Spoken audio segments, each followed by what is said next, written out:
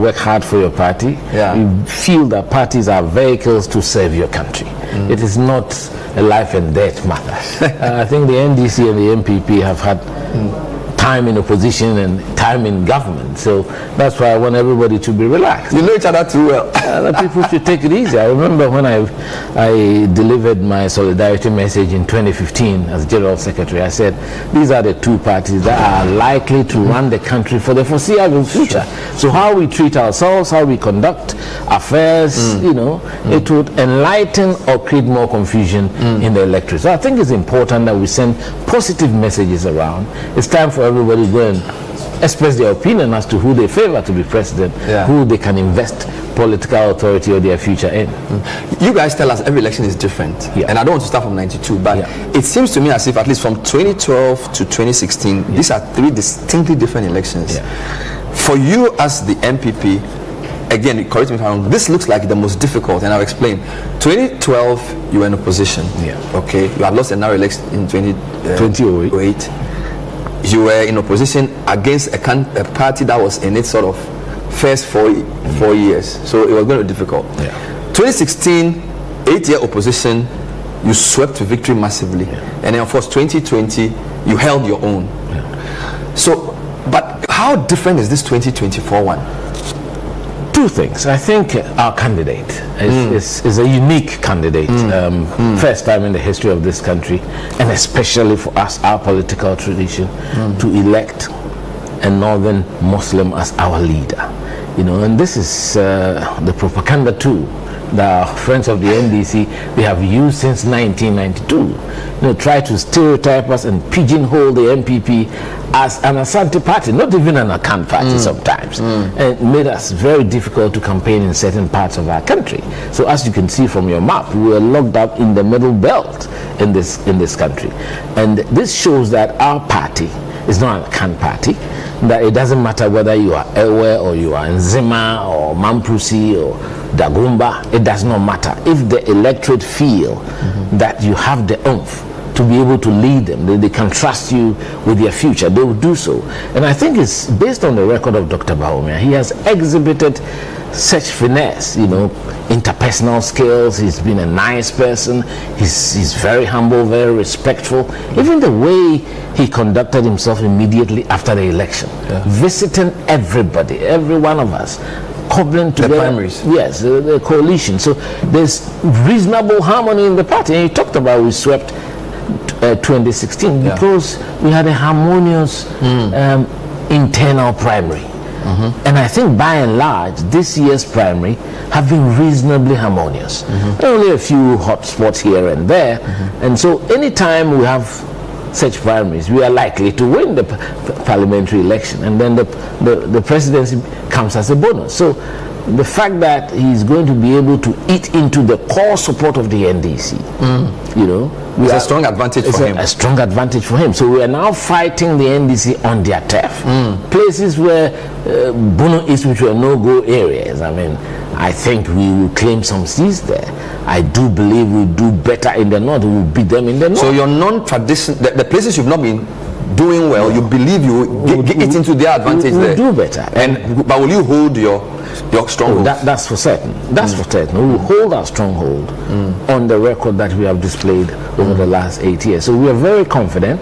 Elections in this country are always going to be a close call, because these are two big parties. It's historic. The UP tradition, now the NPP, is the CPP that has been taken over by the NDC, unfortunately. You know, and so that's what it is. So I've always said, from my political experience, the NDC is always guaranteed 44-45% core support. The MPP 47-48 core support. You give yourself like a 3 percentage point advantage. You can see all the. Actually, the graph will show that. I don't like polls, but whichever way you look at it, you would see that. And we always need 3-4% to travel. There's a residual advantage. So when they win, it's narrower. When you win, it's bigger. It's bigger. And so it is the apathy sometimes in the internal party process that really works against us. I mean, in 2008, we had been empowered. Mr. Kufuor had delivered quite reasonably, but people had become swollen-headed, complacent, fighting over parliamentary positions. Several parliamentary candidates, and it cost us the election because Nana Addo was leading Professor Mills by 103,000 votes in the first round, mind you. But because the parliamentary election had been lopsided, about 7-8 parliamentary candidates who were favorable to us, but we couldn't count them as our candidates. And so the propaganda that, look, they won the parliamentary election at the presidency, I think it caught a bit of fire, and we lost marginally. I mean, our friends in Nigeria who called me and said, Kwabena, so we can't add 23,000? How can you? Ghana is not like that. I said, in Ghana, we don't do things like that. And that's why we want to assure everyone that we are not the party that steals elections or, will strong arm people. We want to have a decent election. Our tradition is the tradition that can be credited for the electoral reform in this country, starting from 93 up to date. And I think progressively, elections have become better. And now with the media, more transparent. I have been impressed, Bernard, with the sophistication of the media, the brutal competition. We're also growing. You are competing more than the political parties. There's a final point before we go to the map. Globally, there seems to be an anti-incumbency sentiment. Let me explain. Yes. After the 2022 financial crisis, a lot of governments have fallen. Yes. So US, UK, Senegal, Brazil, Mexico, apart from India, most incumbents are falling, and a lot of people attribute it to the inflation of 2022, hard cost of. So basically, people are angry with governments. The global crunch. Yes, and they are punishing government. Incumbents. So it's a global wave. Yes. You are aware of this. That is why you have to give Dr. Bawumia so much credit, because we ourselves, I mean, there's not every detail I can give you, but we know where we stood in February, and I can tell you, he has been grinding the ground.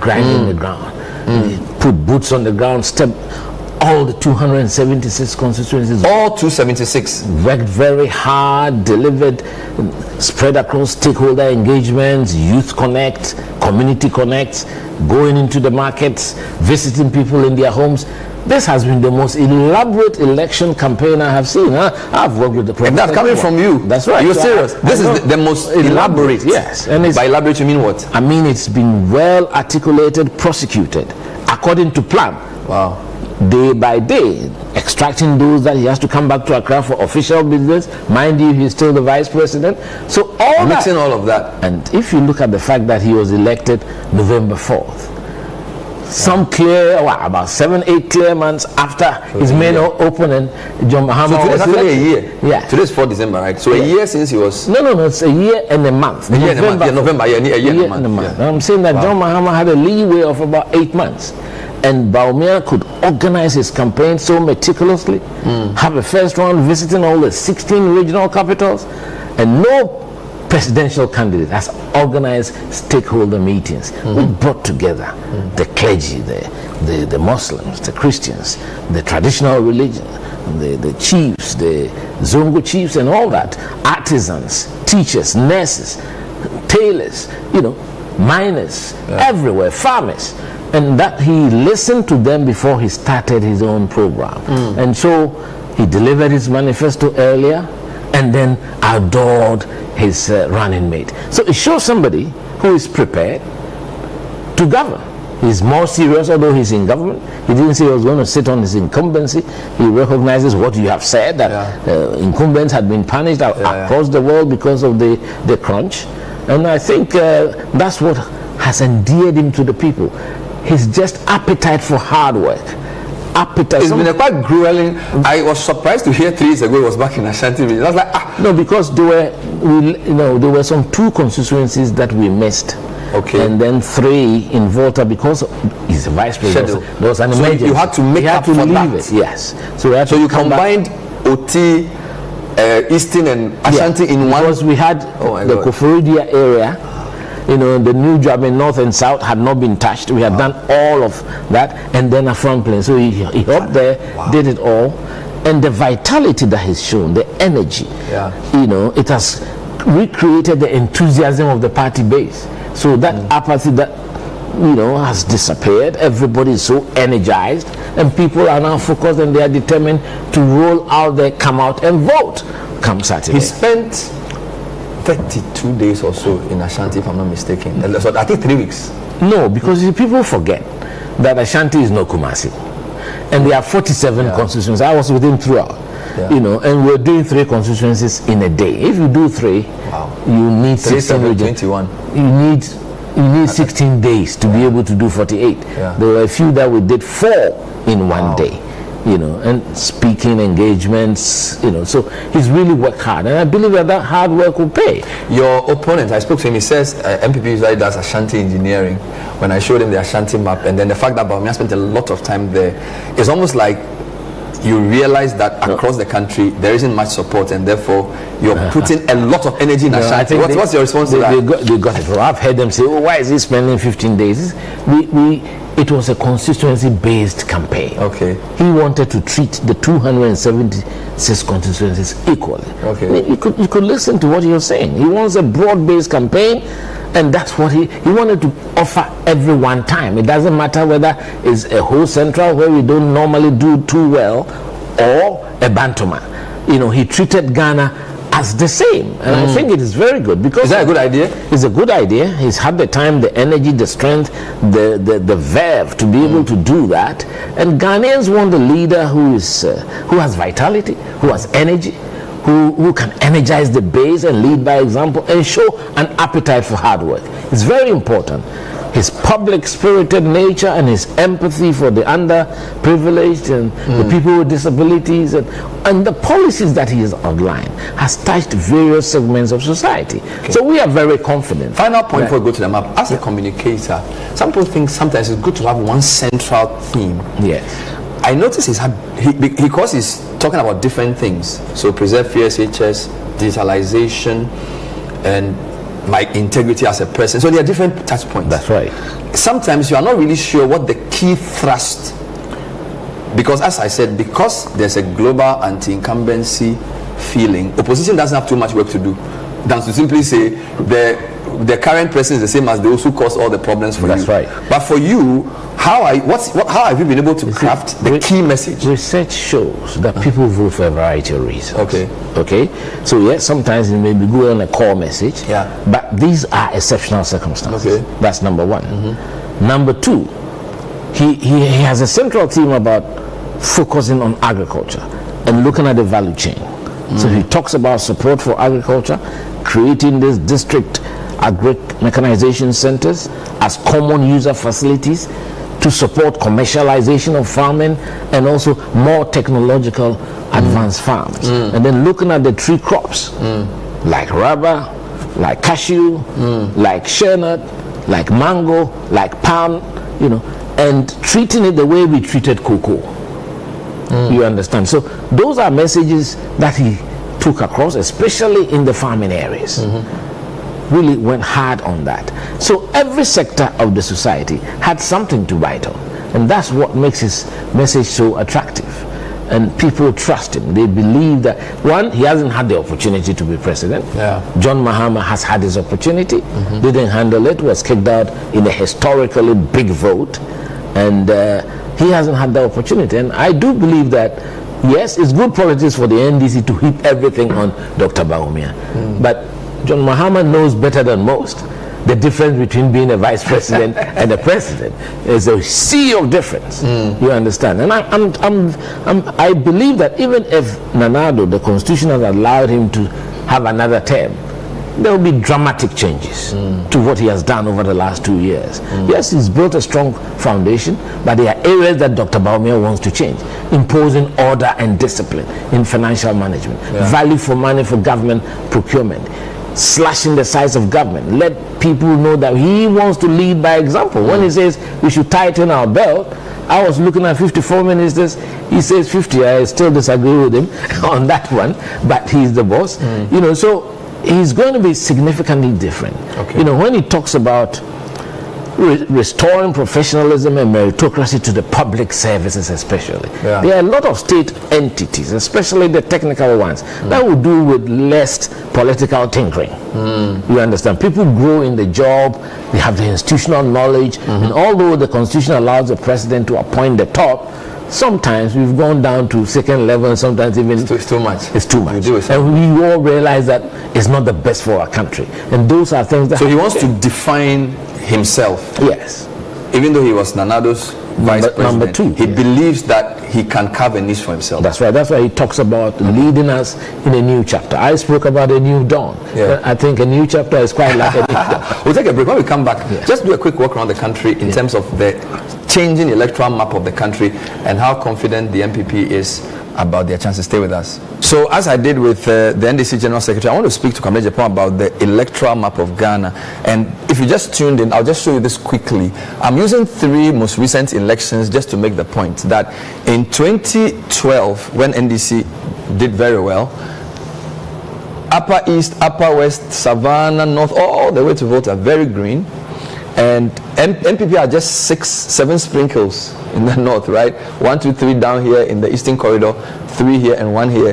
MPP's strength is Ashanti, Bono, Eastern. That's basically the strength in 2012. Then you come to 2016, which Kwabena Agyapong calls the tsunami.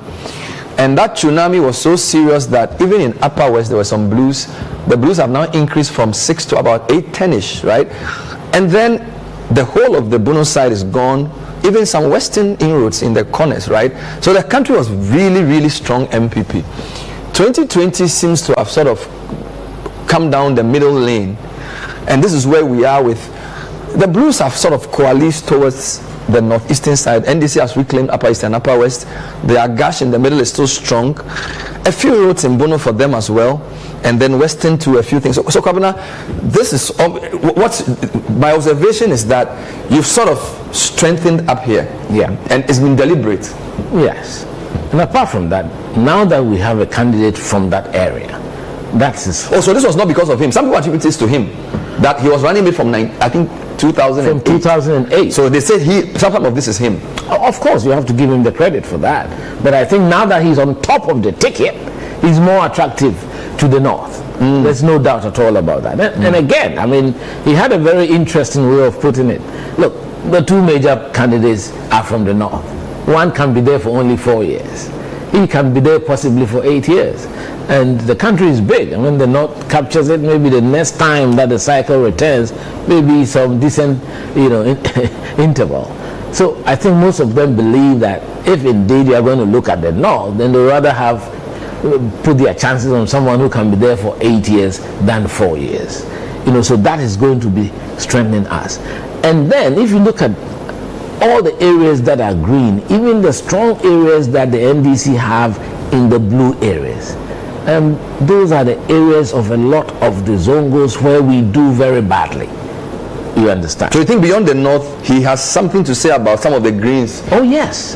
Where settler communities have been, you think so? Because they identify with him. He's one of them. He's also a minority. You understand? They identify with him. And apart from that, he has helped a lot. I think he's used his office as vice president in a very humane way. Mahmoud has been someone who's helped people, Christians and Muslims. Even my church, he touched my church when he visited the church. The kinds of sacrifices, the way he's shared what God has blessed him with in the Muslim community, in the Zongo communities, sponsoring people to medical education in Cuba and supporting some of the imams to have their pilgrimage to America. He has done a lot of work. And as we go around, the chiefs and the clergy, they tell us, they give us testimony of the kind of support he has given people. And I think that will play very big. Okay. Now let's talk about the Greater Accra. Greater Accra. Because when I check the map, there's a map behind you which you may not be able to see. It's now the largest region in terms of population. That's correct. I think it overtook Ashanti in 2020. So about 3.7 million. 13 of the 20 biggest are here.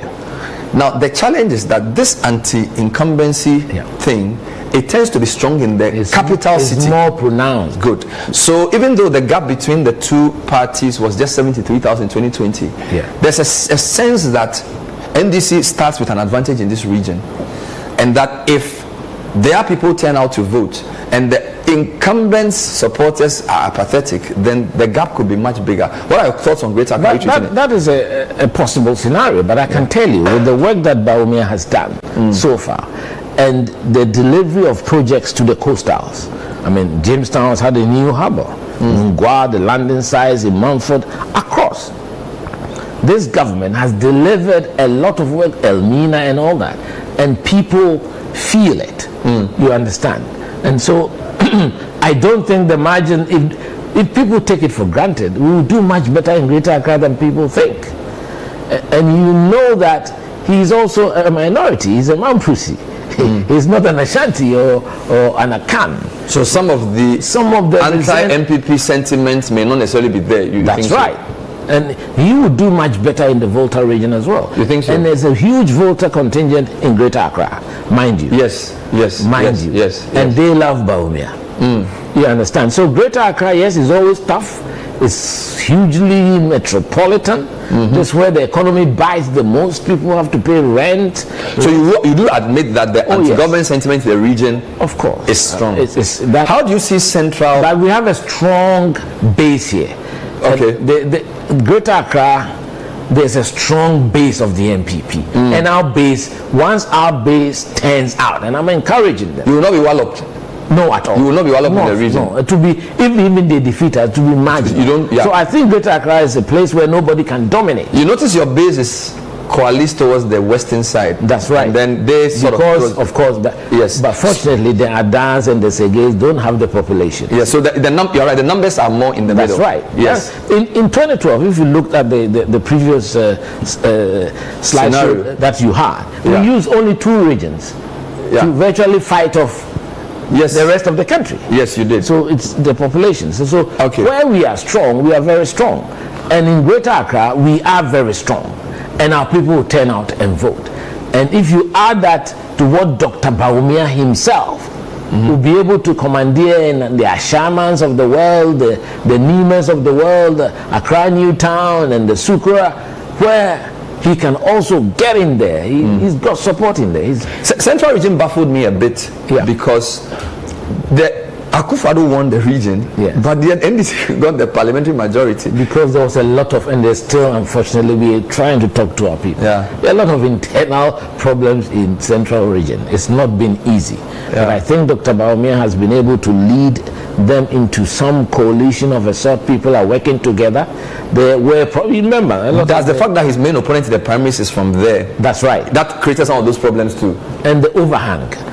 People, forgetting about the fact that now he's the elected candidate, let's all work together for him. And sometimes, again, it's internal politics. When people win, they over-celebrate. And it bruises the egos of some of the supporters, or the party people who may not have supported him. And it can, can lull them into a certain sense of apathy. But we've worked hard in this campaign. I do believe that in Central region, it's also another toss-up. But it's a region that, fortunately, our candidates this time around are very active, very young, very attractive, and they are local people. And I think that local affection will give us a good difference in the Central region. Will you get the advantage in the Western region? And I ask this because Western is it's been you did your manifesto in launch there, but you know how the map works, right? Western is always very tough. Yes, it's always very tough from time immemorial. But we will do well in the presidential and maybe win a few seats back with the because you did suffer parliamentary there. Yes, we did because of the propaganda our friends used with the Galamsey issue. But now I think that going around, the miners don't see us as a threat to them because Dr. Bawumia's proposal is exciting. He says you get a geological survey to get people to be more serious and focused on where they mine, and it should not be just trial and error and destroying the environment. And it's not that he's against them, but he wants to make them millionaires, but in a right, sustainable way, so we don't destroy our forest reserves and our rivers. So I think that Western region, we've got some very decent, good candidates. Sometimes it's a selection of the candidates, and that tends to affect the presidential. That's because right. If the candidate is there's a not huge migrant community in Enche, Swaman, and we've tactically selected good candidates. So you think that some of the residual advantages NDC gets, it will not happen now because some of our candidates are also migrants. And you see, that's how we've been able to make Akontomra a strong place. Tete is a Krobo, but there's a big Krobo community there. Yeah. You understand? So these things, sometimes you have to work it in a very subtle way, in a very decent way. You are an election engineer, so let me come and wrap up with you and ask you, right. Because you're an engineer who's been doing elections for a long time, general secretary before this. Some people are saying this election will go into a second round and that type of thing. I know you have various scenarios, but would you be surprised if anybody won it in the first round? Not surprised. In fact, I hope it doesn't. First, because the cost to the treasury is... You don't want second round? I don't. I don't. You don't want second round? And I think every Ghanaian by now knows that it is between Dr. Bawumia and John Dramani Mahama. And I do think that when they weigh them, they would give the balance of doubt to Dr. Bawumia. One, because you see, this election, the way it is, and the way the population is, if you look at the dynamics and the demographics, Mahmoud, the Vice President, His Excellency Dr. Mahmoud Bawumia, has shown a certain deep knowledge of what it takes to move this country to a new era. A certain understanding of the global world, the technological movement that is happening. And he has already, as Vice President, championed a lot of major interventions that has changed the lives of Ghanaians. I mean, we may take it for granted, like mobile money interoperability. Today, you can sit here and do a lot of things on your phone that in many countries you cannot do. And that has impacted the lives of Ghanaians. He's restored Arabic teacher allowances, nursing allowances, teachers allowances. So people identify with him. So I'm very confident that the measures, and again, you see, he's someone who reaches into the future. When he talks about removing the credit, the cash economy, and replacing it with the credit economy, some people don't understand it, but all over the world, Bernard, you see your friend in UK says, I've bought a house. Credit. They have good credit. That's right. Yeah. You know, and that's the kind of system we need to build. He has a dream. It may not be achievable even in his first term, but the dream is that all over the world, when you have a job, you should be given an opportunity to enjoy the facilities and use your working life of about 30 years to pay it down. You know, that reduces corruption. People are not under pressure to go and do something untoward at the workplace to buy a plot or a house. If he has a car, he can pay, you know, over a 6-year period. That the fact that he brings this kind of idea shows that he's somebody who's intellectually deep. Wow. You know, he's intellectually deep, and I think when you place them, you realize that this someone. I wanted a headline from you, but you said something that it would be a good headline. You said you wouldn't be surprised if there's a second round, but you hope not. No. Yes. So you are not putting all your eggs in one basket. No. See, something has happened which is we should look at. For the first time in elections in this country, the smaller parties have not featured. Not that much. But they've actually been declining in their numbers. Yeah. Some even say this year they're more prominent because they're doing TV adverts. because now they've done, I've seen Kofi Apalo, I've seen Ayariga, I've seen Alan, and I've seen Cheddar do TV adverts. Yes. But I'm just saying that if you look at their work on the ground, boots on the ground, yes. You can see everybody knows that you don't need to waste your vote. It has to be one of the two. And I believe the majority will trust their future, invest their future in Dr. Bawumia. I hope to talk to you soon. Hopefully when we are smiling. Whatever happens, Ghana wins. Of course. So for us, definitely. I think that's very important. Yeah. I want to encourage everybody. It's not life and death. Yes. The NDC has been in power before. We have been in power before. We are in power, although I have not been in power for 8 years. Thank you, Governor. Good to see you. Good luck.